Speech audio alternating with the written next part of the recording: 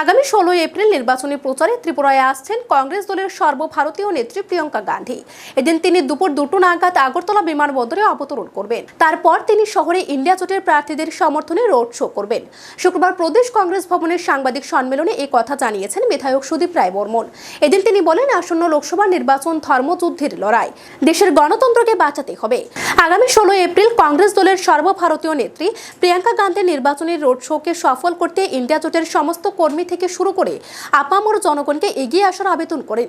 তিনি বলেন, 16 এপ্রিল তথা মঙ্গলবার দুপুর 2টায় আগরতলা বিমানবন্দরে অবতরণ করবেন সর্বভারতীয় কংগ্রেস নেত্রী প্রিয়াঙ্কা গান্ধী।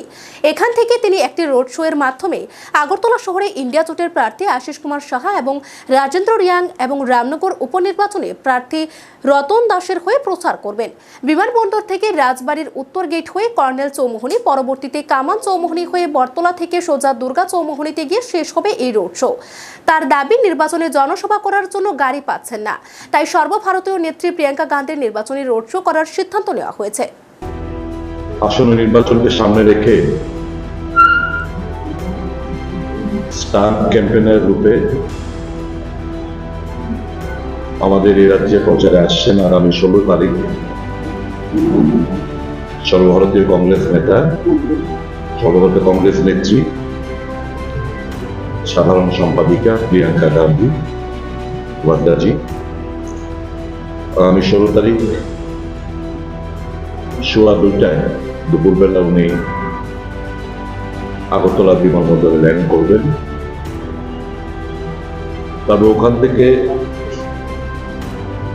একটা রোড শোর মাধ্যমে আগরতলা এয়ারপোর্ট থেকে পুরনো গভর্নর হাউস থেকে রাজবাড়ির উত্তর গেট থেকে হারজন সংঘ হয়ে কর্নেল চৌমুহনী হয়ে বিদুরকর্তা চৌমুহনী